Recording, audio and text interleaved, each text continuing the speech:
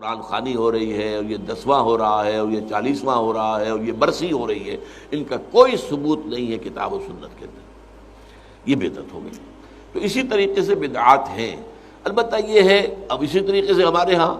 ایک نئی رسم چلی ہے، آپ یوم پیدائش منا رہے ہیں، سالگرہ کر رہے ہیں، یہ مغرب سے آئی ہوئی ہماری رسمیں ہیں، یہ کوئی صحابہ کرام سے حضور سے تو ثابت نہیں ہے۔ تو ان چیزوں کے اندر بچنا چاہیے ان سے۔ البتہ یہ ہے کہ ایک ہے کہ جو سائنس کی ڈیولپمنٹ سے ہے، اب کوئی کہتے ہیں صاحب پھر آپ ریل گاڑی میں سفر کیوں کرتے ہیں، وہ تو صحابہ کے اور حضور کے، یہ سائنس کی ترقی سے جو چیزیں آئی ہیں یہ بالکل دوسری چیزیں ہیں، ان میں ثواب کا معاملہ نہیں ہے، یہ تو آپ کی ایک ضرورت ہے جو پوری ہو رہی ہے۔ وہ آپ ہوائی جہاز میں سفر کریں، ٹرین میں سفر کریں، کار میں سفر کریں، یہ جدید ترقیات ہیں، ان سے فائدہ اٹھانا ہے اور ان کو استعمال کرنا ہے، تو یہ اور بات ہے۔ لیکن دین میں کوئی نئی چیز جو حضور اور صحابہ سے ثابت نہ ہو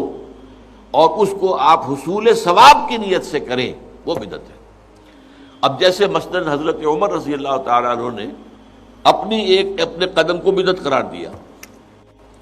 آپ کو معلوم ہے کہ حضور کے زمانے میں تراویح کی نماز کا کوئی رواج نہیں تھا، حضرت ابو بکر کے دور میں بھی نہیں تھا، بلکہ یہ تھا کہ رات کو نماز نوافل ادا کرو اپنے اپنے طور پر، قیام اللیل اپنے اپنے طور پر۔ تو اس حوالے سے تراویح کی نماز کا جو ہے باجماعت یہ حضرت عمر نے کیا رضی اللہ تعالیٰ عنہ، کہ ایک دفعہ آپ آئے اپنے دور خلافت میں مسجد نبوی میں، دیکھا کچھ لوگ ادھر کھڑے ہیں، کچھ ادھر کھڑے ہیں، کچھ ادھر کھڑے ہیں، کچھ ادھر کھڑے ہیں، اب ایک ایک جو حافظ ملا ہوا اس کے پیچھے قرآن سن رہے ہیں، پڑھ رہے ہیں۔ تو آپ نے کہا کیا یہ اچھا ہو ان سب کو ایک امام کے پیچھے جمع کر دیا جائے؟ اچھا کوئی اول شب میں پڑھ رہے ہیں، کوئی دیر میں پڑھ رہے ہیں، حضور نے 3 دفعہ جماعت کرائی اس رمضان کی رات میں، تو وہ تہجد کے وقت کرائی ہے، وہ عشاء کے ساتھ نہیں، جو ہم تراویح کہتے ہیں کہ عشاء کے ساتھ ہی 20 رکعت ہم پڑھتے ہیں، یا اہل حدیث حضرات 8 رکعتیں پڑھتے ہیں، اس لیے کہ حضور نے تو صرف تہجد کی جگہ پر پڑھائی، تہجد کی 8 رکعتیں ہوتی تھی حضور کی، تو 8 رکعتیں آپ نے پڑھائی۔ لیکن یہ ہے کہ پھر حضرت عمر نے یہ فیصلہ کیا کہ اس طرح کر دیا جائے، اور اس کے بعد یہ ہوا کہ ایک امام ہے، سب لوگ سن رہے ہیں۔ اس کے بعد ایک دن کہیں آئے حضرت عمر، داخل ہوئے، دیکھا کہ ایک امام کے پیچھے پوری مسجد بھری ہوئی ہے، جماعت ہے، ہو رہی ہے، اور آپ نے کہا نعم البدعۃ ھذہ، یہ ایک اچھی بدعت ہے جو ہم نے شروع کی ہے۔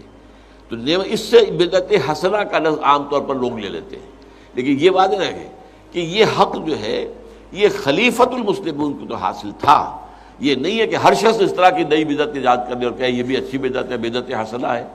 اگر ہم اذان سے پہلے یہ پڑھ دیتے ہیں، درود پڑھ دیتے ہیں، تو کیا برائی ہے اس میں؟